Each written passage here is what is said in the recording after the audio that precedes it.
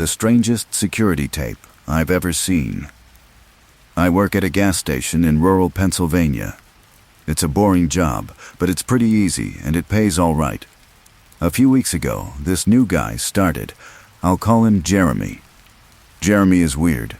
He's about 25 or 26, and he hardly speaks, but he's got the creepiest laugh I've ever heard. My boss and I have both noticed this, but it's never been a problem, so there's not much we can do about it. Customers have never complained about him, and he's always done his job fairly well.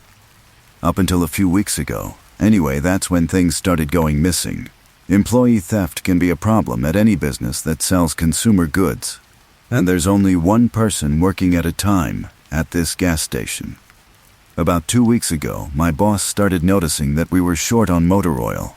At first, it was a few containers at a time, then entire shelves and boxes from the back room. Pretty soon, entire shipments would be gone the day after we got them, and it would always be right after Jeremy's shifts. My boss has checked the security camera tapes from every single night he worked, but he could never catch him in the act. Jeremy would lock up at closing, then the motor oil would be gone the next day. My boss usually takes the tapes home with him to try and catch Jeremy stealing, but his daughter had a softball game last night, so he asked me to watch the tape for him. He offered to pay me overtime, under the table, so obviously I took that offer. There are 3 cameras, so he gave me 3 different tapes to check. I figured it would be a long night, but I'm trying to save up for vacation, so I really needed the money. I took the tapes home, popped them in an old VCR, and sat back. 2 days ago, Jeremy started at 4 p.m. Everything seemed pretty normal at first. He counted up his drawer, switched off with the girl who was working before him, and waited for a customer. The first person who came in was Mrs. Templeton, a regular. She picked up her cigarettes and a newspaper and paid with a 20. Nothing unusual there. The next customer was some local guy named Ron. He drives a motorcycle, usually comes in every few days.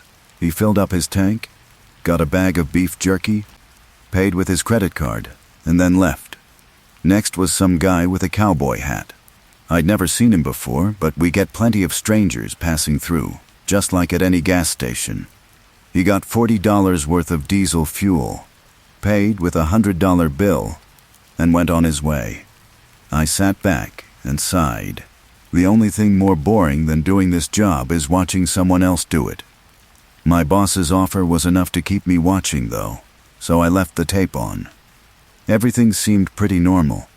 I had a feeling that if Jeremy was stealing motor oil, he knew we were suspicious of him by now.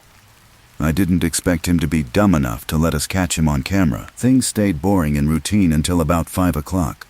At 5:03, Mrs. Templeton came back in. She must have forgotten something. But she didn't. She bought the same pack of cigarettes as before, and the same newspaper. She paid with another 20. That's odd, I thought, but then again, she's a little absent-minded. I thought Jeremy should have told her she already got her smokes, but it's not against the rules to sell somebody the same thing twice. That's when Ron came in again. He bought another tank of gas and the same pack of beef jerky. He paid with his credit card again. No big deal. I figured this was just a weird coincidence. Mrs. Templeton is forgetful, and Ron probably owns more than one Harley. That's when the guy in the cowboy hat came back in. I felt a chill run down my spine. Don't get diesel. Don't get diesel. I found myself whispering to my empty living room, but he did. He got $40 worth of diesel fuel and paid with another $100 bill. Every move he made was identical to his first visit, right down to the way he scratched his nose before he walked out.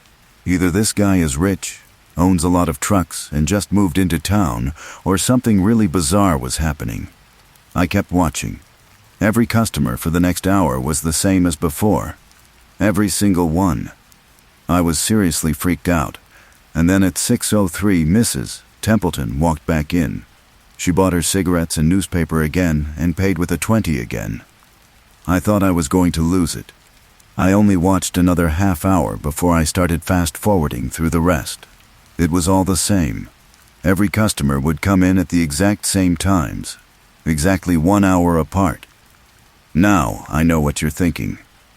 That sneaky motherfucker Jeremy had messed with the tapes. He had run a loop of his first hour of business over and over. That wasn't the case. There are windows around the cash register area that the camera covers, and I watched the sunlight fade as time ran on. Jeremy's routine didn't loop over. He swept, mopped, restocked, and did all his duties exactly how you would expect. But the same customers kept coming in. I was panicking at this point.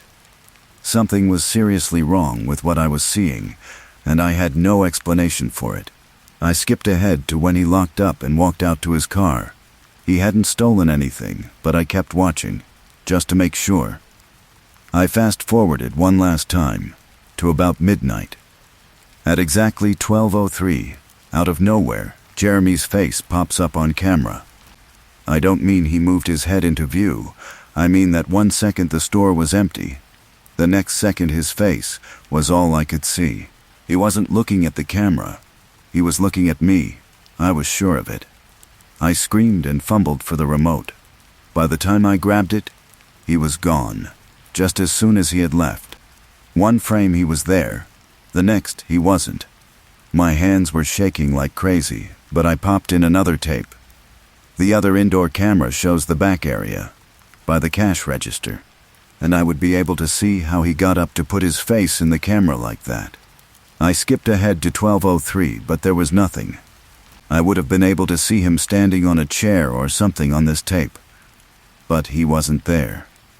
I didn't see him enter the store at all after he left. It's like he wasn't really there. He doesn't know the security code, and no alarms were triggered that night after he locked up.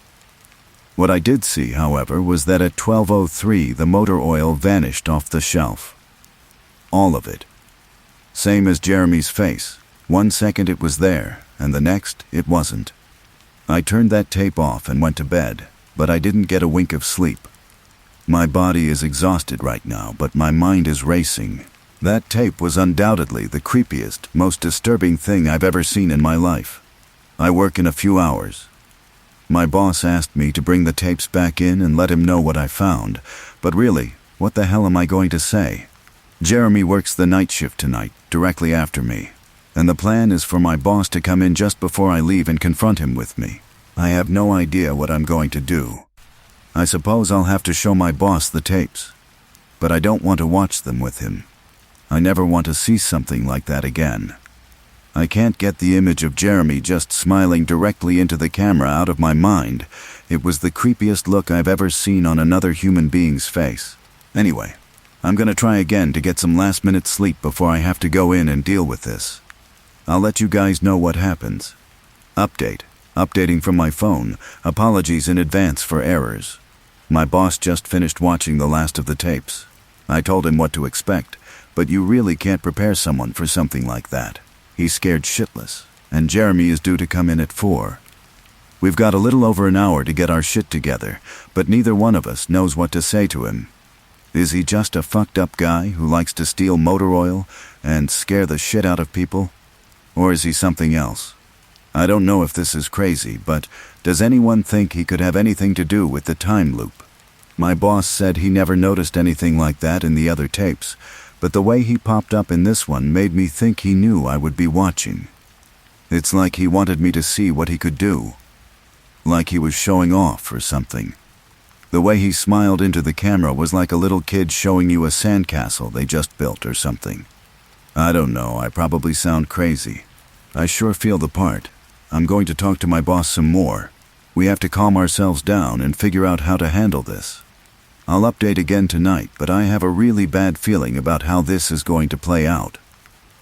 Update. No sign of Jeremy. Tried calling him, but his phone has been disconnected.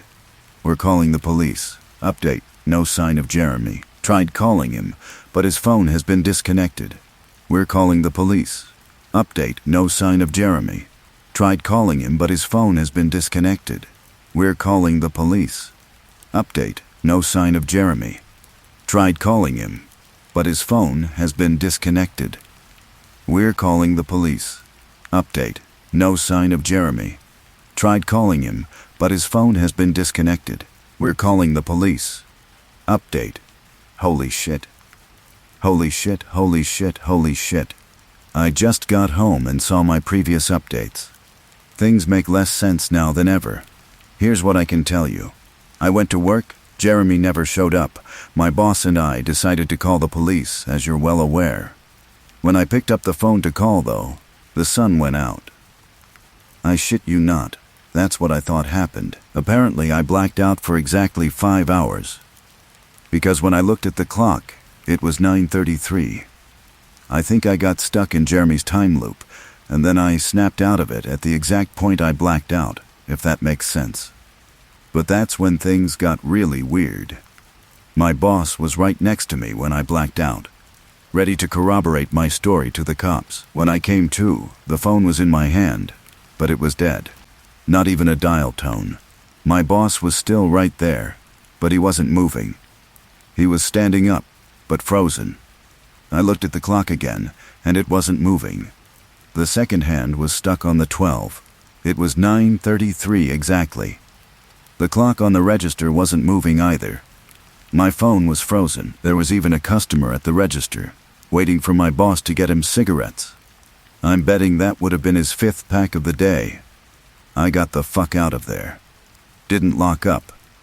Didn't turn the lights out. And sorry guys, I didn't grab the security tapes to upload on the internet. Believe me, that was the last thing on my mind. The gas station is on a major highway, and cars were parked all along it, except they weren't parked, they were frozen. The people inside were sitting still as wax statues. I got in my car and prayed that it would start. Thankfully it did. About halfway home, time started up again. The static from the radio turned into music, like it's supposed to be. And from what I could tell by listening to the host talk in between songs, no one noticed the time freeze, or whatever it was. I was the only one. Well, I'm sure Jeremy noticed as well. I still have no clue where he is or what he's doing. I'm hiding in my room and calling the police again in the morning.